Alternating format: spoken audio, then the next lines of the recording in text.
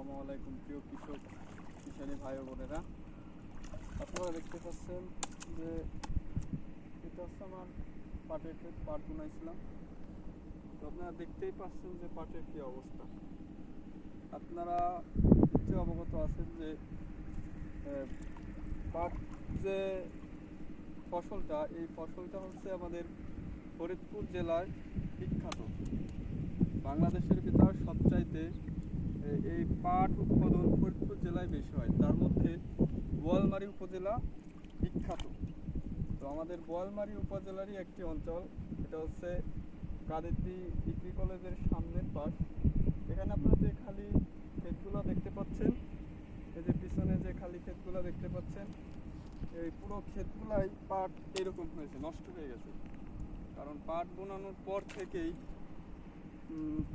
পর থেকে অতিরিক্ত বৃষ্টির কারণে পাটটা তেমন বলতে পারে নাই, খাটো খাটো ছিল এবং অনেক পাট মারাও গেছে। যার কারণে এখানে যারা কৃষক ভাইরা আছে তাদের ব্যাপক পরিমাণ ক্ষতি হয়েছে। এবং যে ফলন হয়েছে এতে খরচ তো উঠবেই না, বরং এই যে ক্ষেত পরিষ্কার করে ধান লাগানোর জন্য যে ব্যবস্থা করতে হবে, সেই ধান লাগানোর জন্য ক্ষেত পরিষ্কার করা এখন অতিরিক্ত টাকা ব্যয় হইতেছে।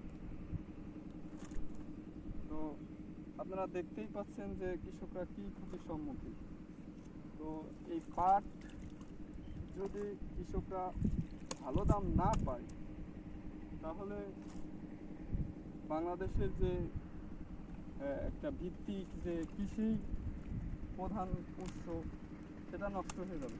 কারণ মানুষ এরকম পদে পদে ক্ষতির সম্মুখীন হলে এক সময় কৃষিকাজ ছেড়ে দিবে। তো বাংলাদেশ কৃষি সম্প্রসারণ উদ্যোক্তার কাছে আবেদন যে কৃষক যেভাবে বাঁচে, কৃষক বাঁচিয়ে তারপর দেশের উন্নয়ন করতে হবে। কৃষকের দিক খেয়াল রাখতে হবে।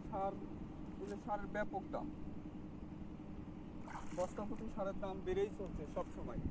যখনই একটা ফসল কেটে ঘরে নেওয়া হয়, অন্য ফসল আবার শুরু করে, তখনই সারের একটা দাম বাড়ার প্রকোপ হয়। তো এসব বিষয় খেয়াল রাখতে হবে।